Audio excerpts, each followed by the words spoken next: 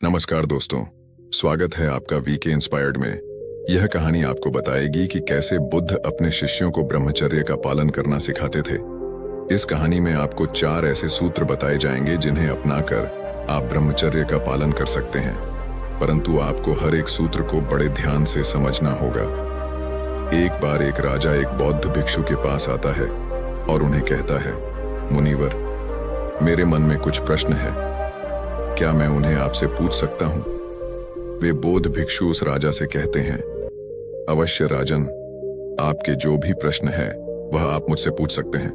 वह राजा कहता है, मुनिवर, मैंने देखा है बुद्ध के ज्यादातर भिक्षु जवान हैं, रूपवान हैं। कोई किसी राजा का बेटा है तो हुई किसी धनी सेठ का भला, जिसके जीवन में हर ऐशो आराम हो, वह सन्यासी कैसे बन सकता है?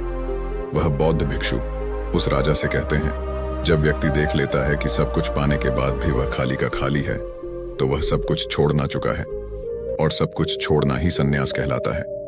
जब जीवन में पीड़ा इतनी बढ़ जाती है कि जीवन की हर वस्तु बेस्वाद लगने लगती है, तब व्यक्ति सन्यास चुनता है।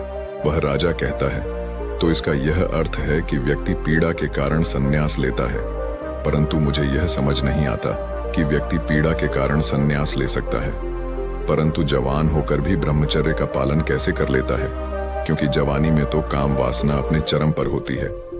मैं जानना चाहता हूं कि वह ऐसा कौन सा रहस्य है जिसे बुद्ध का हर भिक्षु अपनाता है और काम वासना से ऊपर उठ जाता है।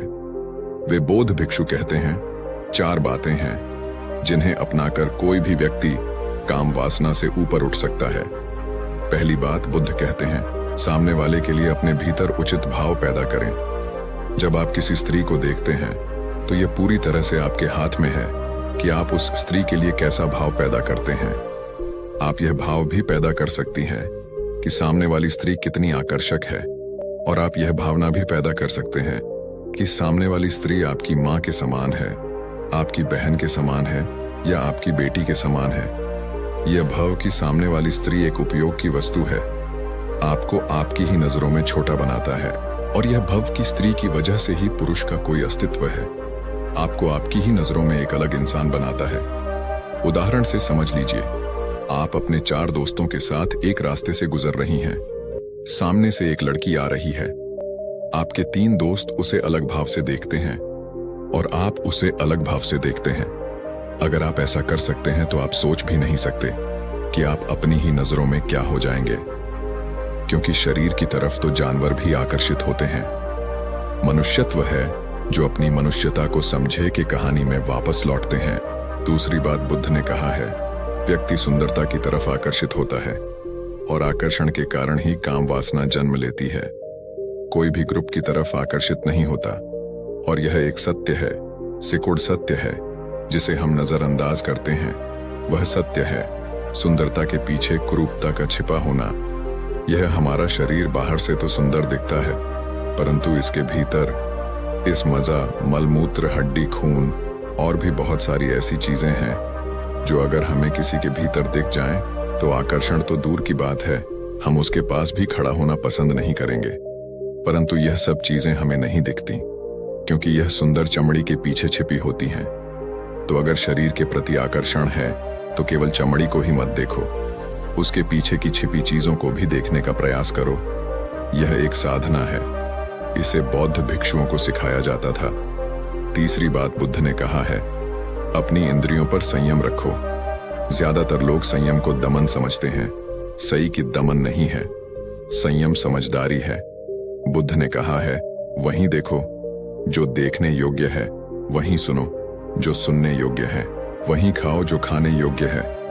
यदि स्पर्श आवश्यक नहीं है तो किसी को स्पर्श मत करो। चौथी बात, ध्यान। अगर आप जान चुके हैं कि ध्यान एक ऐसा मार्ग है जिस पर चलकर आप अपने दुखों से मुक्ति पा सकते हैं, तो इस मार्ग पर नियमित रूप से चलते रहे। इस पर चलना बंद ना करें। अगर आप चलना बंद नहीं करेंगे तो एक दिन अपनी मंजिल तक अवश्य पहुंचेंगे।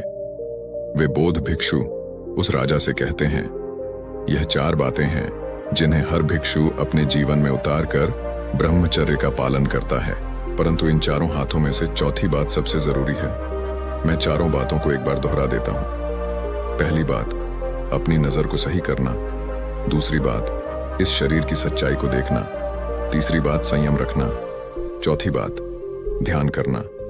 दोस्तों, अगर हमारी वीडियो आपको पसंद आई हो तो वीडियो को लाइक करके कमेंट बॉक्स में नमो बुद्ध लिखें और हमारे वीक